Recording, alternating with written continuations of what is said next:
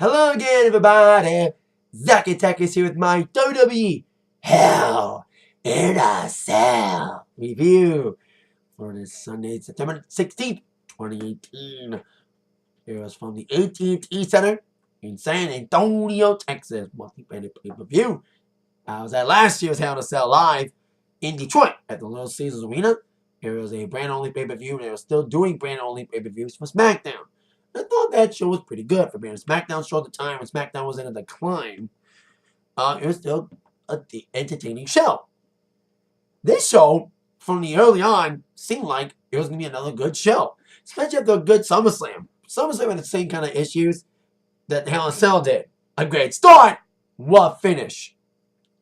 That's exactly what happened tonight, but it was a more rougher finish than at SummerSlam. Because the first 5 matches, the pre-show match, and the first 4 matches on the main card made you thought, wow, this is going to be a good show. There's some really good stuff in there. One really good match outshined the others.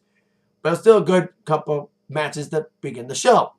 But then after the 4th match on the main card, a steady decline down the shit. The mixed tag match involving an A-lister and the GOAT. Well, GOAT face. And their wives was, the Raw Women's Title match, co-main event.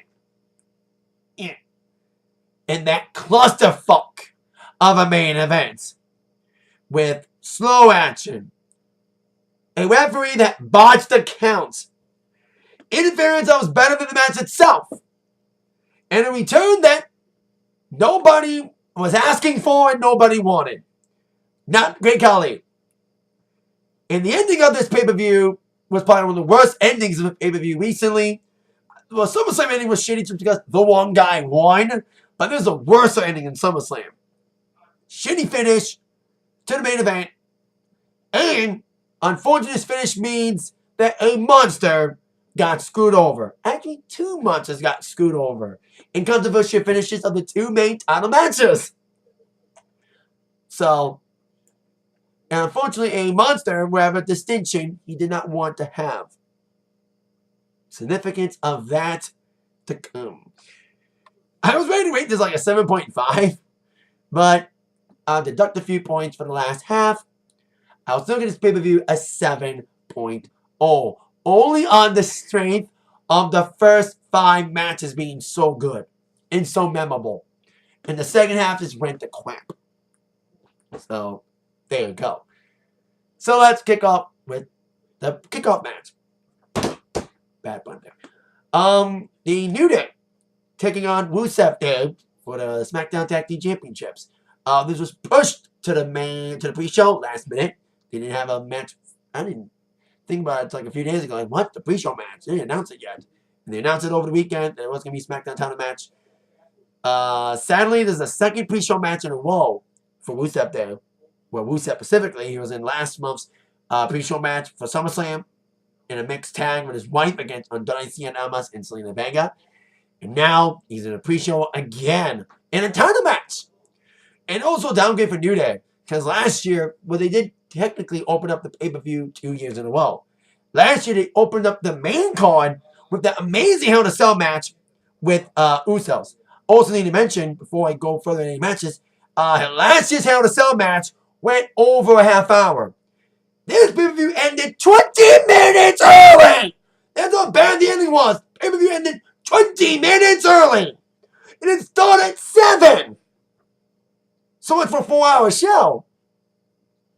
Anywho, so after being opened on the main card last year, with that hell of a Cell match put upon by New Day and Usos, New Day's on the pre-show with the team of Rusev did.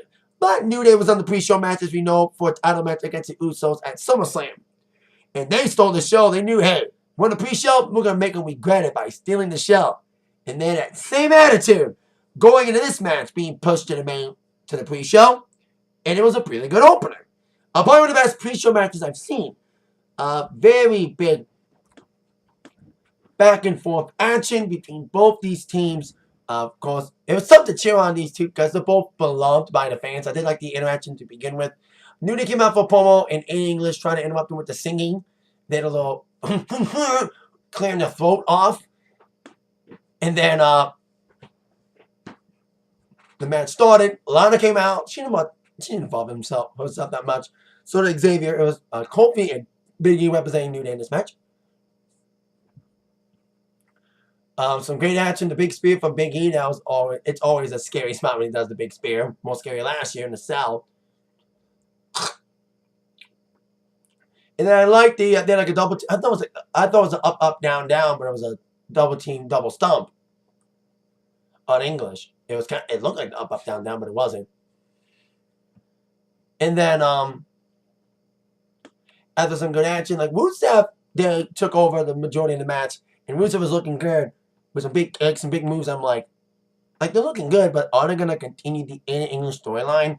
Like Aiden and Rusev made up after a couple of weeks of bad miscommunication, with Aiden inadvertently costing Rusev matches by accident, especially in the feud with Andrade and Selena, and getting his wife getting screwed over as well. But he made up to Rusev by putting him in a tournament to get the tag team title match, which they did. And I was wondering if they're going to play on that again, and that's exactly what happened. Rusev was dominant early in the later half of the matchup. He was going for a big kick, probably setting up for the Matska kick and or the accolade, but Aiden English blind tagged himself in, and Kofi was down for the count by Rusev, and that's when the blind tag happened. Rusev then was distracted, but then Aiden put him up for a headbutt. Rusev missed the headbutt as Kofi went out of the way, but Aiden did not miss a frog splash. And with Rusev taken out by the headbutt that he missed, Aiden tried the accolade on Kofi. But then Kofi got out of it. And with no one else to tag, because Rusev was temporarily out of commission, Aiden would eventually get dropped by the Trouble in Paradise. And with Rusev trying to get back in, as being taken out, Big E held him back as Aiden got pinned. 1, 2, 3. New Day retained their SmackDown Tag Team Championship. Once I knew this match was gonna be a pre-show, I was like, New Day's retaining. I love Rusev to become champions, but they just have New Day win the titles last month after the unfortunate injury to Eric Rowan. Well, we thought it was an injury. I heard it was a storyline injury to run him off to make a movie. That's been the reported rumor. But this pre-show match about 3.0. Probably the highest rated game to a pre-show match in a while. Because it's New Day. They always put on good tag matches. This was no exception. Fun match to open up the show. Now on to the opening contest. I knew this was going to happen. Knowing from history and also from last year, when you have two stipulation matches of the same, unless it's the Rumble, they always open up with a stipulation match. Thus, a Hell in a Cell match would open up, and it was the one I knew was going to open up the show. Was Jeff Hardy against Randy Orton. Big talks, talking about a Hardy retirement. Matt Hardy retired. If it's for real, we wish Matt Hardy best of luck in his future endeavors. Retired. He should be proud of his lengthy career as an acting specialist with Jeff and the Hardy Boys. Their amazing TLC matches, and of course, his miraculous reinvention as the broken Matt Hardy in TNA. Unfortunately, didn't get much experimental on the main roster of WWE. He did have that final deletion match with Bray Wyatt earlier this year in the main event of the War after that shitty-ass war I went to in Detroit at the LCA in March. So, there you go. But a big other talk was the cell color change to red. I may be a minority. I didn't like it at first, but I actually like it. The big issue was, is it going to be too bright for people to see through it? The answer is no. You can still see through the cage, like there was cameras in the cage, in the cell, should I say? But there was cameras outside the cell, you can see through it. And Hardy and Orton, the story didn't belong in the cell. Should have been AJ and Joe. But the action they delivered belonged in the cell. There were some really good spots in this. This was the best cell match of the night, but fucking none. It's the most exciting cell match. When you have two stipulation matches on the same card, you're always gonna have one that's better than the other. When there's two Money in the Bank matches, there's always one that's better than the other. Same with this. Two cell matches, one's better than the other. Now last year, they were almost equal. Like New Day Usos to me was the better one, but KO and Shane was still pretty good. But tonight, there was one undisputed winner. And that was Hardy and Orton. Best cell match of the night. Not the best match of the night, but when it comes to the cell matches, this is the best one. Brawling early, and there was a TLC callback because Hardy put out a table first. Then brought out a ladder, and I was like, where's the chair? No, brought out the chair. The chair was the most used weapon of the night. Both guys just weared each other with the chair at one point, especially Owen when he nailed Hardy with it, taking his shirt off and just whipping the back of that chair into the back of Hardy and making him bleed not as much. When Hardy got the chair back and got to beat the shit out of Owen with that chair, oh man, Owen bled a lot from the back and the chair and the leg too.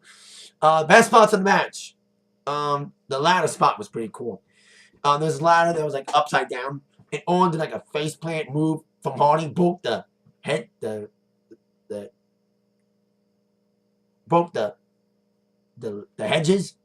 wedges. I forget what. The hinges, broke the hinges of it. Like holy shit, that was like that was a badass spot.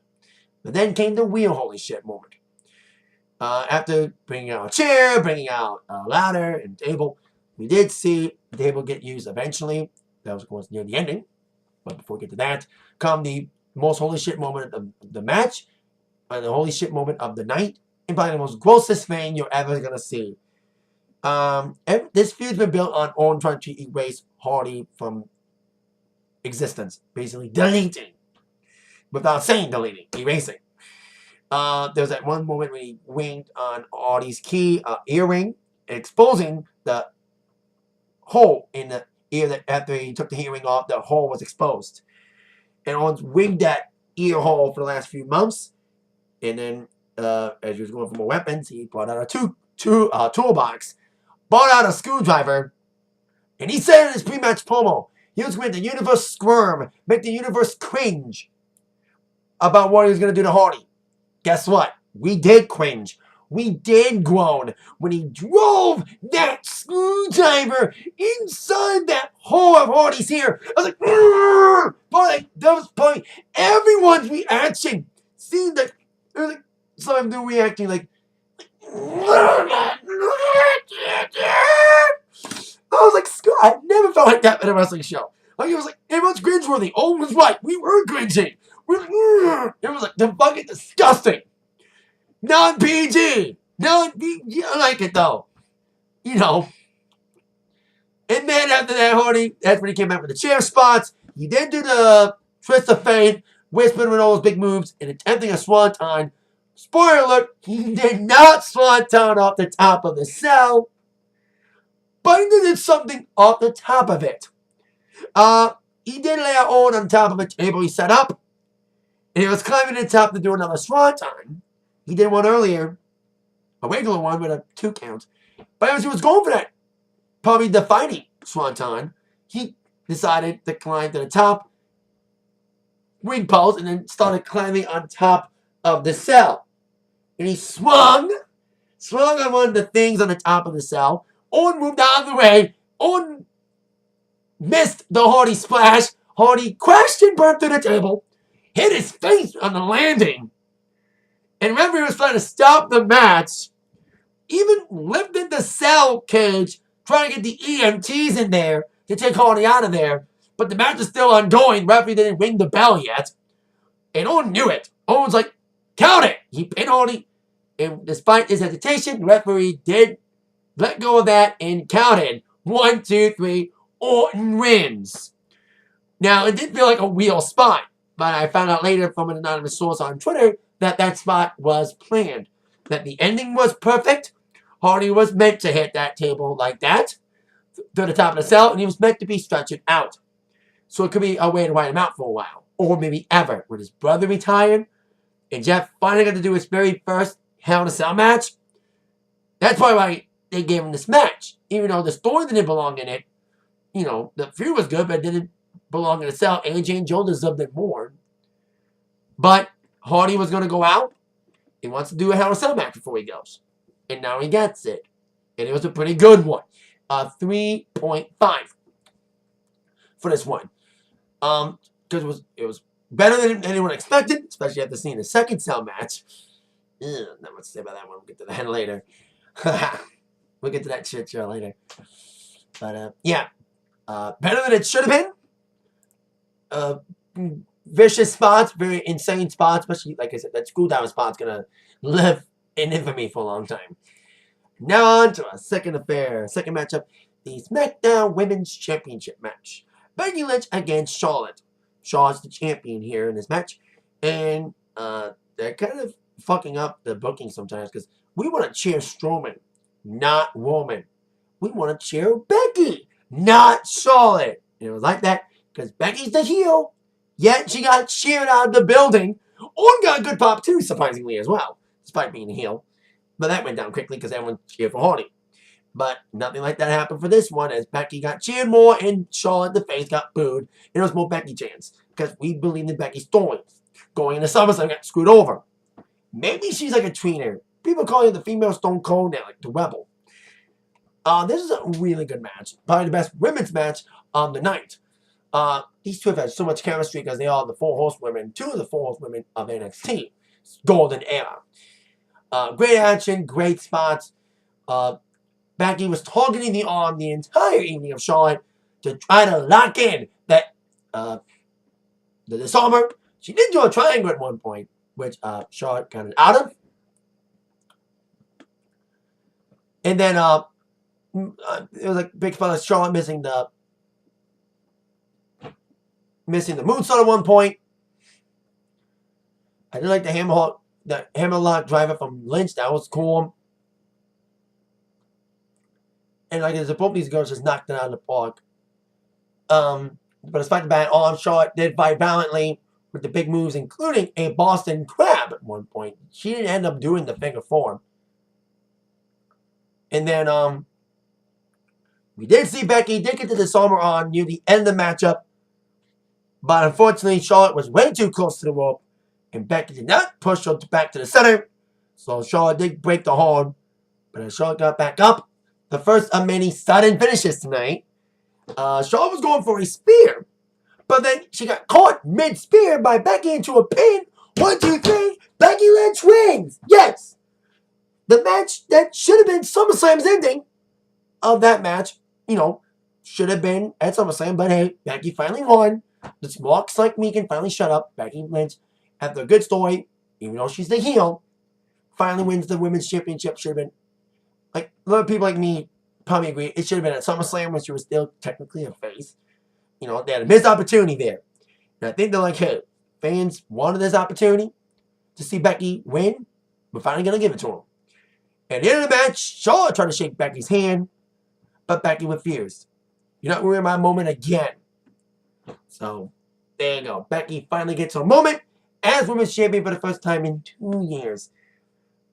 She's been out of the picture for so long, and now she's in it again. And had a genuine story, and then they kind of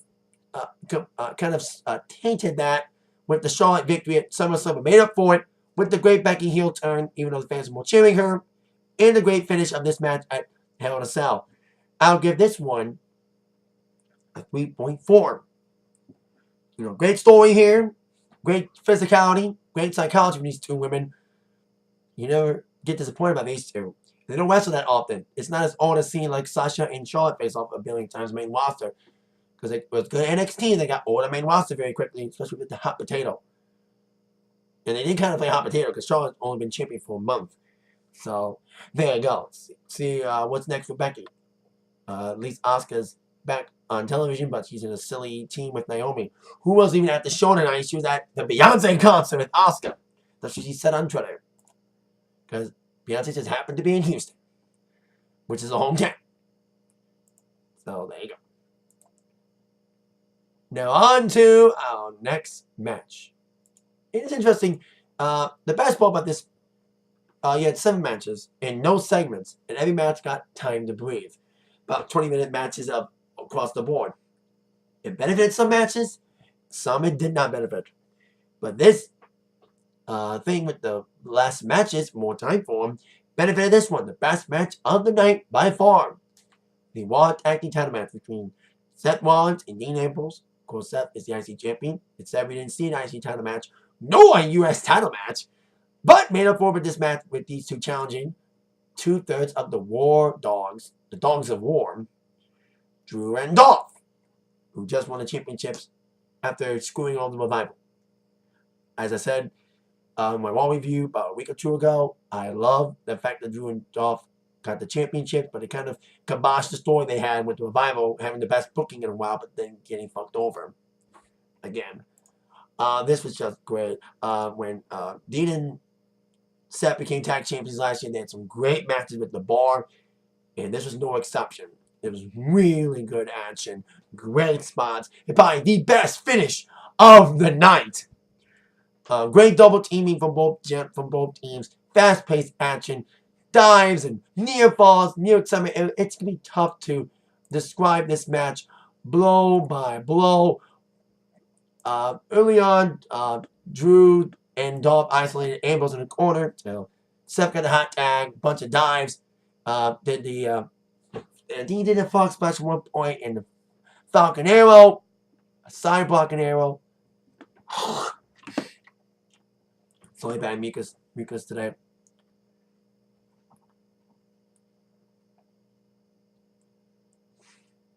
So we had brawls on the outside in various spots. Like I said, there's like 2 minute dimension. It was just all out excitement, fast paced. All 4 teams just beat the crap out of each other in this matchup with the fast spots and fast action. We saw, like I said, the finisher attempts with the Ziggler trying to do the famous at one point. He did do the zigzag. And then there was a great double team move when like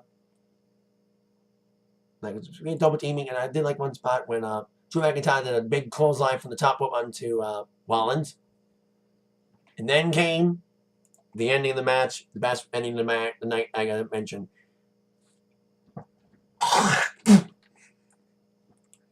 So Seth and Drew were on the top rope. Seth delivered the superplex. It was setting up for the Falcon Arrow. And then a Claymore from nowhere by Drew to counter that Claymore.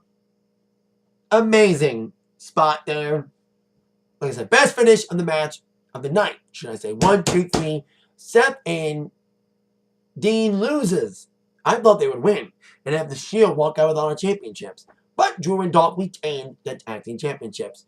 Back in my mind, I was like, they're not going to make them lose the titles within 2 weeks. But hey, we saw Charlotte lose the women's title after a month. So they could have a fast settle change, but they did not in this case. Especially just seeing one the match before. 4.2 for this one. Best match of the night by far. Most exciting. Fast paced. And like I said, the best ending of the night. You know, that ending was like probably one of the best finishes in a long time. So there you go. Now on to the last good match of the night. AJ Styles against Samoa Joe for the WWE Championship. Sad this was low on the main card because the feud had been great. I thought bringing a family into it would be bad. Just ask Miz and D-Bry bringing their wives into their feud. But the Wendy reference, especially that creepy story time from Joe, which added more creepiness when they played the promo package back with no music, made it more creepier and more epic than it was on Tuesday with music and stuff. And also, it was sad that they didn't have a stipulation for this match. It should have been in the cell. And they should have, if it wasn't in the cell, they should have had some stipulation to it. But we found out why there was no stipulation. The ending. It wasn't as good as a SummerSlam match, but it was still good nonetheless. And we did not see AJ's wife or China ringside like they were at SummerSlam. I thought we'd see him, but we did not. Joe just beat the crap out of AJ early on with some big chops, big balls on the outside, even teasing again the muscle buster, which he did not do. There were some cool moments in this match, some cool spots. I did like the AJ torture whack slam to Joe. That was awesome, especially Joe's like 300 pounds now. But Joe has been lifted by AJ before in the days in TNA, even though he's a few years older and a little bit more heavier than in his TNA days. AJ still did that spot pretty well.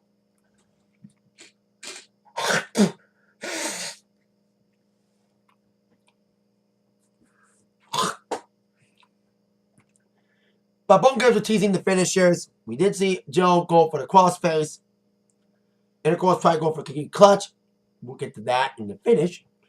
AJ even tried a calf crusher at one point. Tripping up Joe a bit, trying to set up that calf crusher, but he did not do it. And he did try to do the Styles Clash. but Joe blocked out of both attempts. And it was just another fun match with these two. The ending was kind of like, okay. I thought we were going to get a clean finish. It was kind of clean, but then we saw it later. It was kind of a controversial finish. Joe did get the lock in. The coquina clutch. He got it cinched in. But AJ would reverse it into a pin. The night of sudden finishes continue with this one. AJ counting it into a pin. 1, 2, 3. AJ Styles seemingly won the match. Referee called it. But Joe got out of it not too thrilled. He said AJ tapped out of the coquina clutch. Well, with the magic of replay cameras, we did see AJ, right before the referee's hand went to 3, did tap out to the coquina clutch on Joe's chest. So Joe does have a qualm.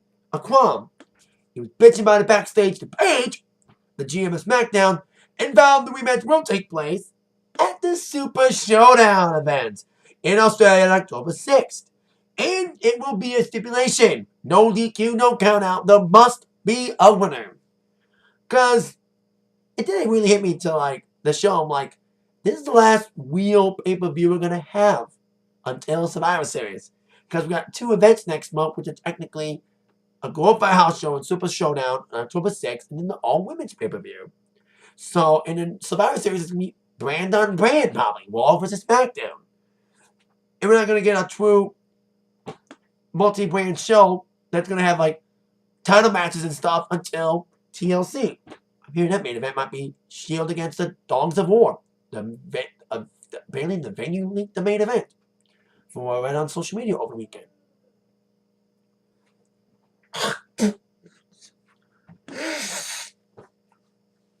So I just gave me a stop. Sorry.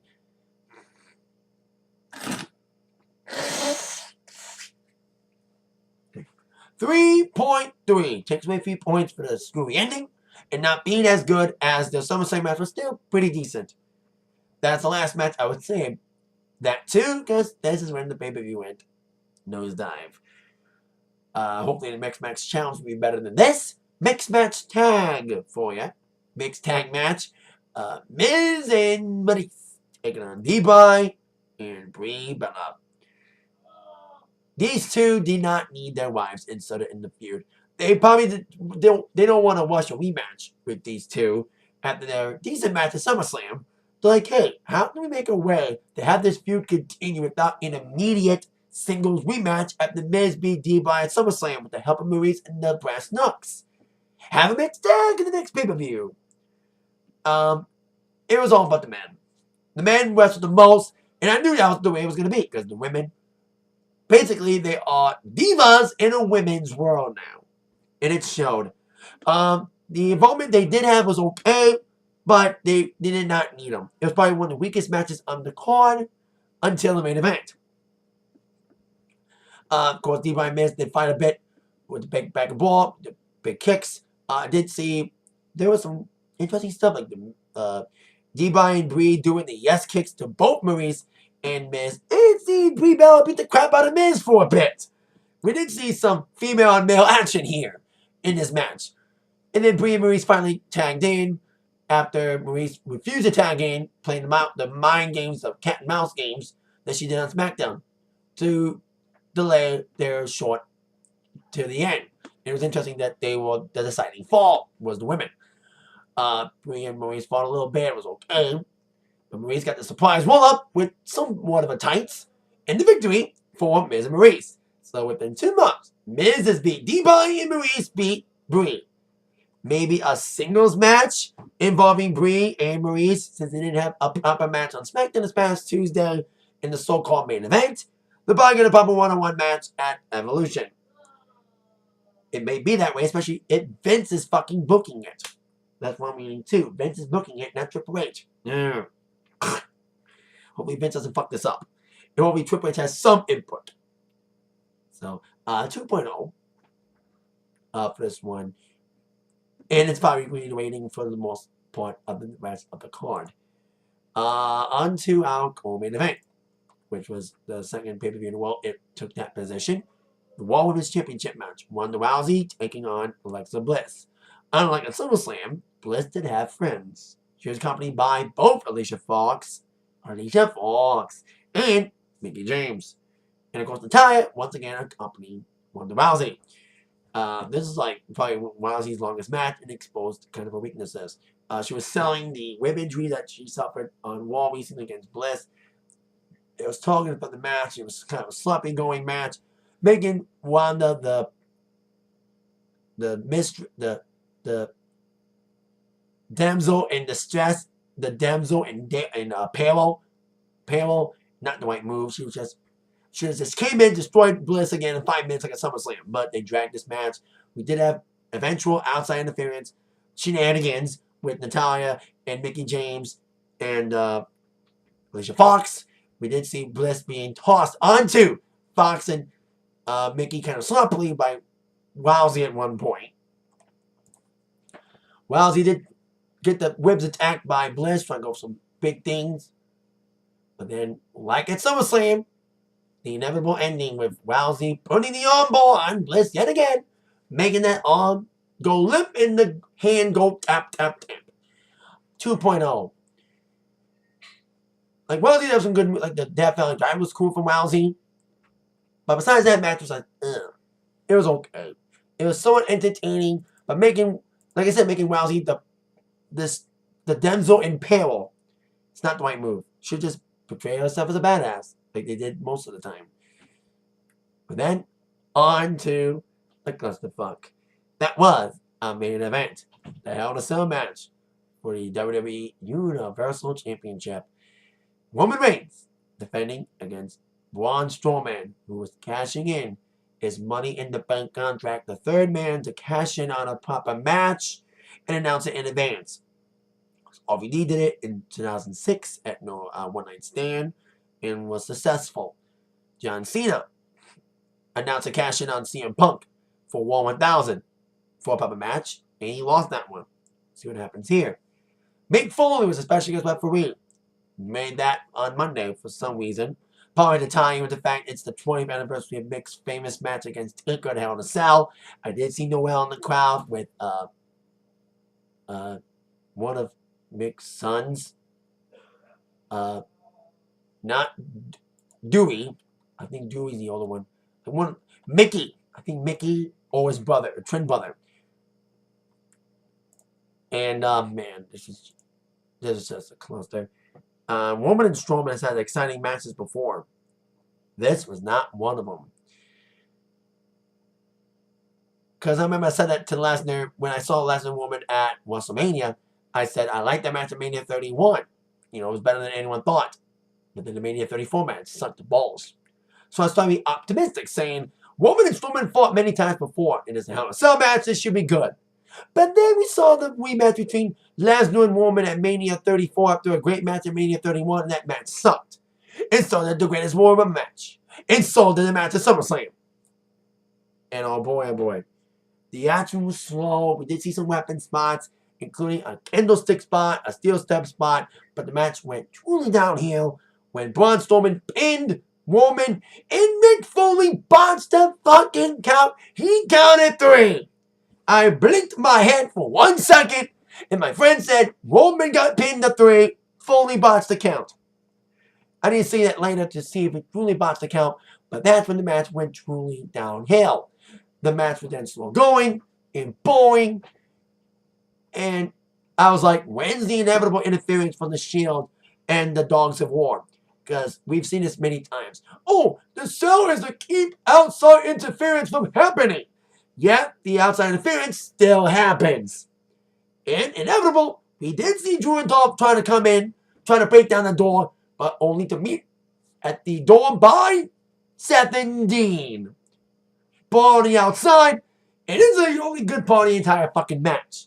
When the best part of the main event is the outside interference, something is fucking wrong here. Awful ball on the outside until Dolph, Drew, and Seth fought on top of the Cell. And then after Drew went down, Seth and Dolph had a callback to a spot that Seth and Dean had in their Hell in a Cell match, when they were on the side of the cell, and both knocked their heads against the cell and fell back first into tables. There was a cool little callback there, but that was the only good spot. And then, with Strowman and Woman down, that's when they have this interference. And then, Brock Lesnar shows up for some reason. We didn't think we were going to see Lesnar again until like December. We thought, good winnings, focus on your match against Daniel Cormier when it eventually happens in January. Or whenever it happens when Lesnar finally passes a drug test clean. But during the pay-per-view, I was on social media, and I read that Lesnar was apparently backstage. I thought, Lesnar's not going to be used tonight. There's no way they're going to use him. He's just there to visit, maybe sign a new contract or something, and dial some rumors about him coming back ever. Everyone's dismayed.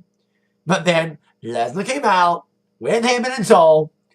He broke down the cell door, broke it down with his feet, broke the chain off, fully trying to confront him, got maced by Heyman, and Lesnar proceeded to destroy both Roman and Strowman with F5s and suplexes, and the match and the pay-per-view ended with a no fucking contest. Worst ending of a pay-per-view in a while. 1.5. Giving it an extra 5 for some good reason. Not giving it a total dot. It was just a clusterfuck. I'm giving it an extra 5 just because the outside interference is better. Well, from the Shield and Dogs of War, their part of the match is the best part. Then Lesnar coming in and fucking everything up. Unfortunately, didn't really calculate until, oh shit, he screwed somebody over here. So, no contest. Roman technically retains the championship. That means a lot of bad news are going to come your way. As I said earlier in the video, I was going to show you the significance of this number. And sadly, Braun Strowman has a distinction that should not be next to his name. Braun Strowman, 4th person to fail on a cash-in. Fuck you, WWE, for trying to make Roman over. Now, first you fuck Strowman over by making him a heel, despite the fact he's one of the most over guys in the company. And then you fuck him over by a screw job finish in the Universal title match and having him get screwed out of the Money Bank cash in.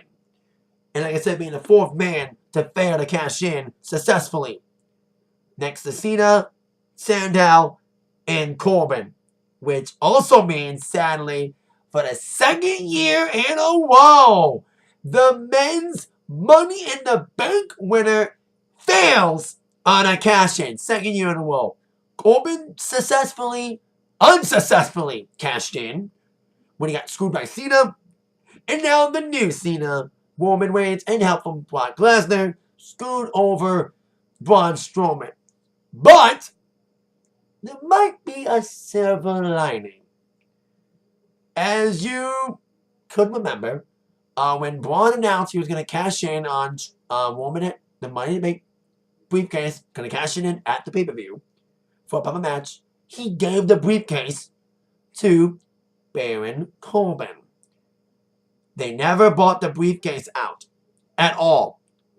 So that could be a loophole that Braun did not actually cash in because Corbin still had the briefcase in his possession and never bought it out to successfully cash it in.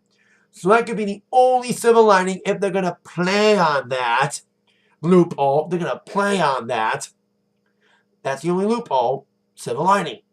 Strowman never really cashed in because the briefcase was never bought out. But if it was a real cash in and the contract did get cashed in, Strowman, like I said, is sadly the 4th man to fail to cash in. Just to still make Roman the guy. Fuck you, WWE. Strowman's one of the most naturally liked guys. It was a natural build. You know, it was a genuine push for him. He naturally became a face in the fans' eyes. The fans naturally cheered him. Same thing with Becky. But then you turn Becky heel. She was most naturally over babyface. Turn her into a heel, but at least she's a champion. Again. But not Strowman, who's all the guys in the company. gets opportunity after opportunity. And even when he gets the fucking Money in the Bank briefcase, he still fails to win a championship. What the fuck? But like I said, the only good thing is if they use that loophole to say that Strowman never really cashed in. Because Corbin had the briefcase still. We'll see, like I said, if they explain that on Raw or not. Especially Raw needs to be good. The last couple of Raws been like, yeah. Especially with going up against the football game and the anti-Trump rally that is the Emmy Awards. I'll leaving the more political statements out of this. What shows on now? Anti-Trump rallies. So there you go.